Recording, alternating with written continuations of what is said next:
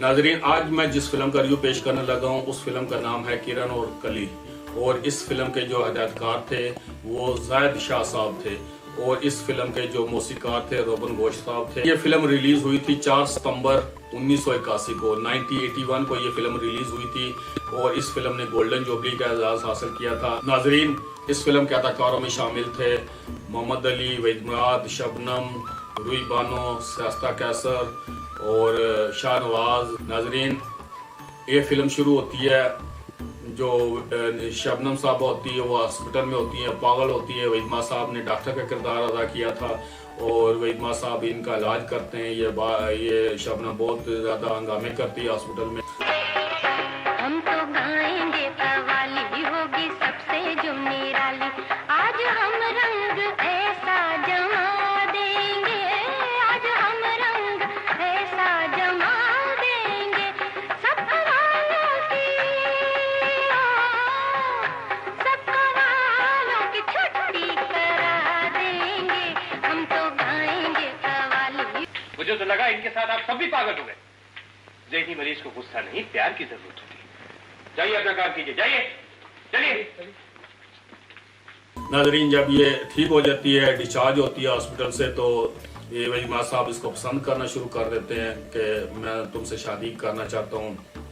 तो ये ख्वाबों में इनका गाना भी बहुत अच्छा है इखलाक अहमद साहब का। मैं शोला हूँ, तुम शबनम हो, मैं तुम्हें अपनाना चाहता हूँ। डॉक्टर साहब, इतना बड़ा फैसला करने से पहले सोच तो लिया होता। मैं प्यासा हूँ, तुम सावन हो।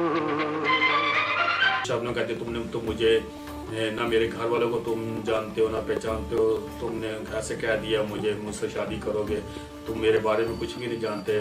तो वही बात कहता है कि कोई बात नहीं, मैंने तुम्हें पसंद किया, मैं अपने वालिदैन को लेके आऊँगा और मैं शादी कर लूँगा। ऐसे फिर वो जो लहरी इसका वालिद होता है वहीद साहब का, अपनी वालदा को भी लेके आता है। खाला, बस लो अपना बच्चा संभालो, तुम जानो और तुम्हारा शौहर। ये बच्चा मेरा नहीं है। आप लोग यकीन कीजिए।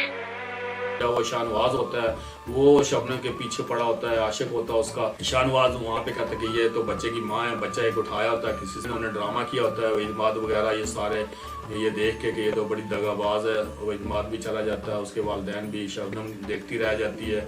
उसके बाद ये शबनम को बंद कर देते हैं कमरे में और मौलवी को बुला लाते हैं ज़बरदस्ती निकाह के लिए, और शबनम वहाँ से भाग जाती है खिड़की तोड़ के। चुप पकारा माँ, तुझे क्या पता इमरजेंसी में ऐसे ही काम होता है।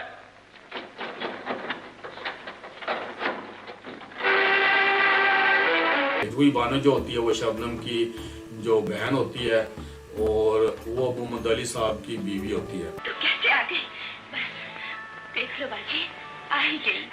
कराची जाकर तो बिल्कुल दिन बर्बाद हो गई। आज याद आई। अरे थी तो गुड्डू ने आपको कह दिया?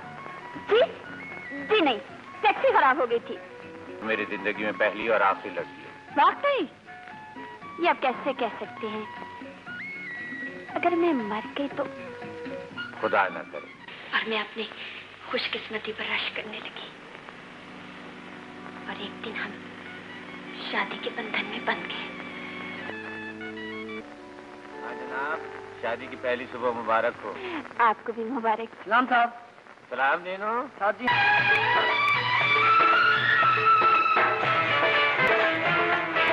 भीगी भीगी ठंडी ठंडी झूमती हवा, भीगी भीगी ठंडी ठंडी झूमती हवा, हम मुझसे जो गुजरी पिया को सुना, मुझसे जो गुजरी पिया को सुना, जाके उसे समझा, हर जल्दी से छुट्टी लेके आओ। और जिस वक्त वो रूही बानो का बच्चा पैदा होता है, वो रूही बानो मरते मरते कहती है कि तुमने ये बेटा, किरण नाम शबनम का होता है, वो कली होती है और बेटा होता है पैदा, तो वो कहते हैं कि तुमने इसका ख्याल रखना है मेरे बाद।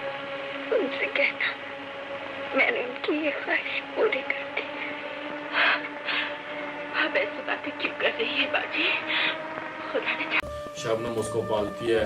फिर वहीद साहब जा रहे होते हैं वापस, गाड़ी में शबनम को देखते हैं, इसका ध्यान दूसरी तरफ चला जाता है और इसका एक्सीडेंट हो जाता है। सामने से वो सख्ता कैसर आ रही होती है तो उसका एक्सीडेंट हो जाता है वहीद की गाड़ी के साथ और हॉस्पिटल में वहीद भी होता है और मोहम्मद अली भी भागता हुआ आता है, क्या हुआ मेरी बहन को।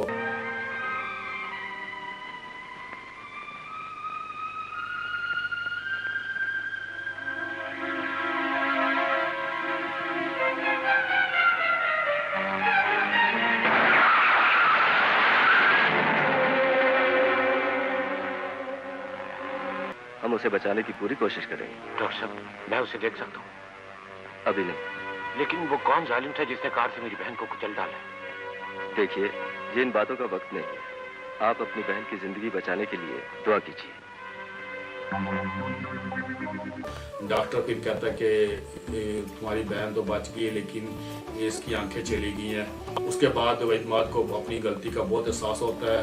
वो माफ़ी मांगने के लिए मोहम्मद अली साहब के पास चला जाता है कि मेरी वजह से आपकी बहन की आंखें गई हैं, मैं इसका अजाला इस सूरत अदा कर सकता हूँ कि मैं इससे शादी कर दूँ। वो मोहम्मद अली साहब को कहता है कि मैं शादी करना चाहता हूँ। फिर लहरी भी कहता है कि देखा ये कितना नेक बेटा है, ये बेटा मेरा ही हो सकता है। जरा सी लफ्ज़िश ने हमें बुलंदी से इतनी पस्ती में फेंक दिया है कि कोई छुप कर हमें देख भी नहीं सकता। चले जाओ यहाँ से, चले जाओ यहाँ से। उस वक्त तक नहीं जाऊंगा जब तक मैं अपने गुनाहों को कफारा नहीं अदा कर देता। अमजद भाई, मुझे मौका दीजिए कि जिन हाथों से मैंने अंबर के सपने तोड़े उन्हीं हाथों से उन्हें संवार भी सकूं। मैं अंबर को अपनाना चाहता हूं, उससे शादी करना चाहता हूं। अगर आप मुझे इस काबिल समझे। शाबाश। जिसका बेटा अपनी गलती तस्लीम कर ले तो सोचिए उसका बाप कितना अजीम होगा। और वो मैं। इनकी शादी हो जाती है, वो नाबीना के साथ ही साख्ता कैसर के साथ शादी कर लेता है। फिर वो जो शबनम भी वहीं पे आ जाती है, वो कहीं गिरती है तो मोहम्मद अली साहब उसको भी उठा के ले आते हैं शबनम को। यही दस्तूर है खान बहादुर साहब? हरगिज नहीं, लेकिन इस सवाल का हमारी जात से क्या ताल्लुक है? बहुत गहरा ताल्लुक है खान बहादुर साहब। इस मासूम बच्चे का बाप आपका बेटा है।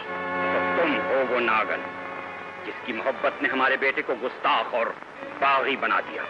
नहीं, वो नसीब जली तो कुछ दिन पहले आपके बेटे का इंतजार करते करते मर गई। मैं इसकी बहन हूँ। जिंदगानी का सफर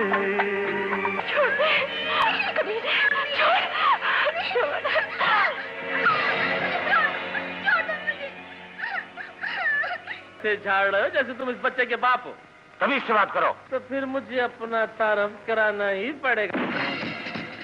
तो वो बेटा होता है, उनके साथ वो मानूस हो जाता है, उनके साथ प्यार हो जाता है मोहम्मद अली को, साख्ता कैसर को भी।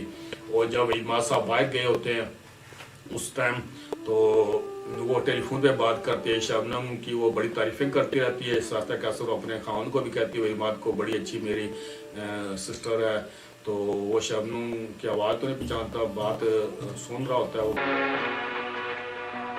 दुनिया सोई सोई जागे कोई कोई, तू भी मेरे ख्वाब ले ले, पलकों में छुपा के सो भी जा, पलकों में छुपा के सो भी जा। मैं आपका बहुत जिक्र सुन चुका हूँ और अंबर के खुतूब मिलने के बाद। आदाब, आपका भाई। जिंदगानी का सफर कभी रुकता नहीं। जब वो इमाद साहब वापस आते हैं तो वो देखते हैं मोहम्मद अली के घर में तो शबनम है। वो कहते हैं इस नीच को, इसके तो बच्चा पहले, ये तो आवारा लड़की है, तुमने अपने घर में रखा हुआ है। मोहम्मद अली को कहता है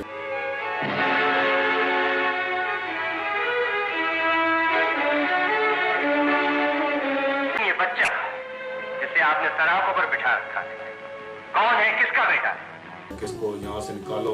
फिर शबनम के साथ भी उसकी काफ़ी होती है कि तुम यहाँ पे क्यों रह रही हो। शबनम कहती है कि अगर वो बच्चा ना होता ये मुझे ना, मैं यहाँ पे एक मिनट भी ना रहती। तो वो शबनम भी उससे नफरत करती है वहीमा से। कितनी बेगैरत हो तुम, मुझे यहाँ देखकर भी यहाँ मौजूद हो।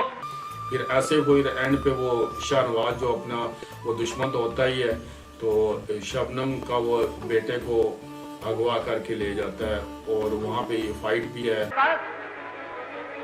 देख लो बच्चे।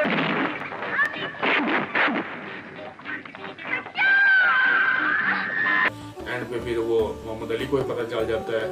मोहम्मद अली भी पहले उस पर इल्ज़ाम लगाता है, उसे कहता है कि ये किसका बच्चा है। वो फिर बताती है कि ये मेरी बहन थी जो तुम्हारी बीवी थी। मोहम्मद अली को नहीं पता होता। फिर रहम आ जाता है। फिर एंड पे शबनम अकेली जा रही थी, ट्रेन पीछे बच्चा भाग रहा होता है, रुक जाओ। तो वहाँ पे मोहम्मद अली भी आ जाता है, ये रुक जाती है उसकी कसम से। फिर वो बच्चा इन दोनों का हाथ पकड़ा देता है। पता ना तुझे ना मुझे, ना तुझे ना मुझे। अम्मी, अम्मी रुक जाइए अम्मी।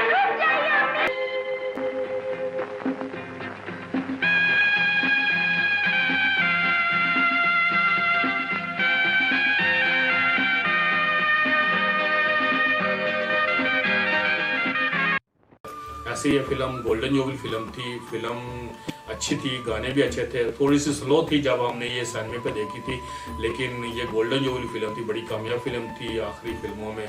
इसमें मोहम्मद अली भी थोड़े से कमज़ोर से लगे हैं, वही बात साहब भी। हालांकि इसके बाद मांग मेरी बात और फिल्म आई थी गौर अली साहब की, उसमें वही माँ साहब भी बड़े फ्रेश थे और शबनम भी।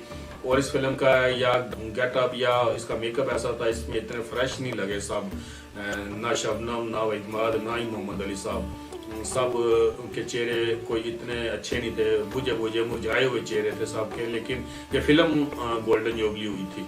नाजरीन, ये था फिल्म किरण और कली का रिव्यू और मुझे उम्मीद है कि आपको पसंद आया होगा। रास्तों का है पता, न तुझे न मुझे।